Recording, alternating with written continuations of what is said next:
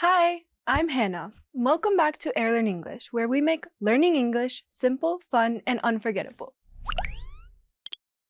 Today, we're going to do a deep dive into one of the fundamentals of English grammar, parts of speech.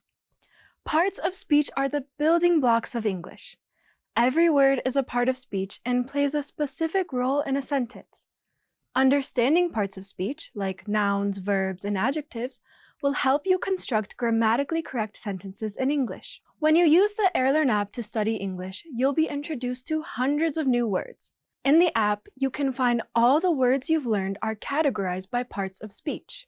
So, if you lack knowledge about verbs, for example, you can specifically select verbs in the app and study them separately.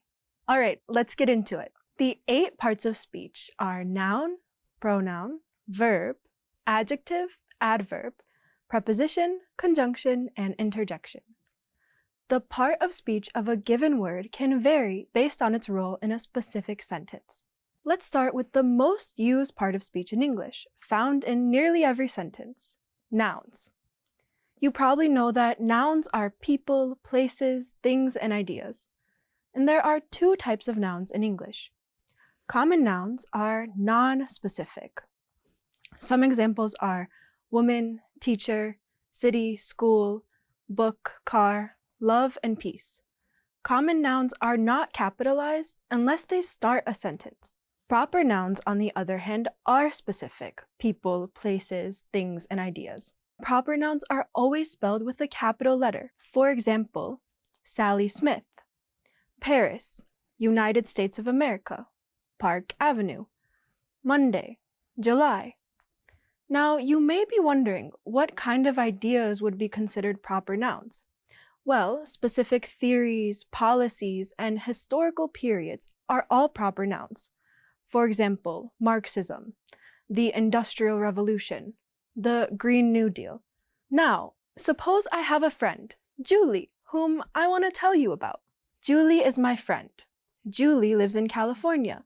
Julie has curly blonde hair. Julie told me that Julie wants to move to Paris. Saying Julie in every sentence sounds weird and boring, right?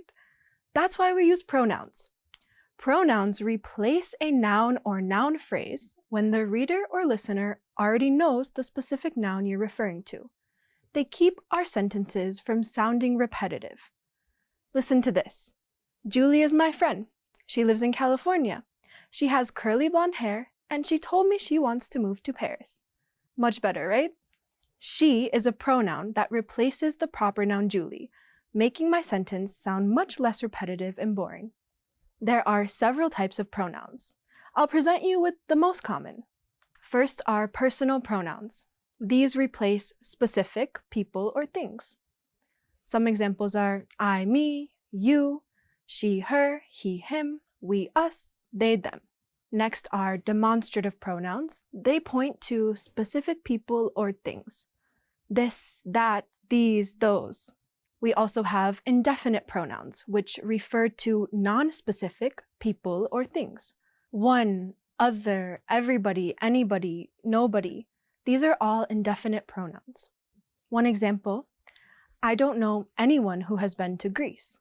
Interrogative pronouns are used to ask questions. Who, what, which, and whose. Possessive pronouns show ownership. Mine, your, ours, theirs. And reflexive and intensive pronouns refer back to the subject of a sentence. Some examples are myself, yourself, himself, herself, itself, ourselves, yourselves, and themselves. Lastly, we have relative pronouns. These introduce a clause and connect it to a noun. So we have who, whom, which, that, whose, where, when, what, why. All right, that's it for pronouns. Let's move on to our third part of speech, adjectives. Adjectives are fun words because they describe nouns and pronouns. They literally add description to nouns. You generally find adjectives before the noun or pronoun. For example, the green apple. But the adjective doesn't have to come before the noun. You can also say the apple is green. When we have multiple adjectives in one sentence, how do we know the correct order in which to say them? adjective order is one of the most important things to learn if you want to sound like a native. Actually, most native speakers don't know this rule. We just do it naturally without knowing why, and we aren't taught this in school. But I'm going to teach you the general rule. It's as follows. Those adjectives which describe opinions or attitudes usually come first before neutral or factual ones. So we have first, opinions, such as ugly or beautiful. Next, we use size, such as small, tall. Third is physical quality, like thin or rough. Number 4, shape, round, square. 5, age, old, new. Then we have 6, color, pink, green, blue. 7 is origin, Japanese, American. And for the 8th one, material, metal, wood, silk. 9th is type, 4-sided, U-shaped. And lastly, we have purpose, cooking, running, sewing. For example, I would say, my cute little golden Labrador puppy, or my old blue leather raincoat. Now, I have a fun little assignment for you. I invite you to write in the comments 2 sentences using the correct adjective order. Now, we've talked about nouns, pronouns, and adjectives, and how they work together. Let's move on to verbs. Practice English daily. Repeat after me. Comment if you are still watching. These are all verbs. Practice, repeat, comment. Verbs describe actions and states of being. Some action or dynamic verbs are walking, learning, cooking. Stative verbs, which refer to feelings and states, include to like, to feel, and to know. We also have auxiliary verbs. These are used to change another verb's mood, voice, or tense. They're also referred to as helping verbs and used to form questions. Some examples are be, have, and do. We also have modal auxiliary verbs. These are added to another verb to show possibility, ability, and necessity. Some common ones are can, should, would, must, may. Lastly are phrasal verbs, which are difficult for a lot of English learners. These are 2 or more words, usually a verb and a preposition, that act as a single verb. For example, pick up, get around, let go of. Let's talk about adverbs. Like adjectives, these add to verbs, adverbs. I can say that I'm teaching English. But how am I teaching English? I can teach patiently, creatively, and even happily. I'm teaching you English weekly. Weekly is an adverb in this sentence. But wait, adverbs can also describe adjectives, other adverbs, and even a whole sentence. For example, in this sentence, unfortunately, we are all out of pizza. Unfortunately is an adverb modifying the whole sentence. So the proper definition of an adverb is a word that describes or gives more information about a verb, adjective, adverb, or phrase. Adverbs can be one of 6 types, depending on what kind of information they're providing. The first is adverb of manner. This is describing how something happens. Quickly, beautifully. Next, we have adverbs of time, describing when something happens. Yesterday, all day. Next are adverbs of place. These describe where something happens. Everywhere, here. Then we have adverbs of degree. This describes the amount or how much. So, very. Adverbs of frequency tell us how often something happens. Always, never. Conjunctive adverbs perform a little differently from the other ones in that they act like a conjunction to join 2 clauses or sentences together. Some examples are however, rather, namely. Generally, adverbs are found after the verb, but before the adjective it modifies. For example, the apple is so delicious. This sentence follows that rule, with so coming after the verb is and before the adjective delicious, which it's modifying. Let's move on to our 6th part of speech, prepositions.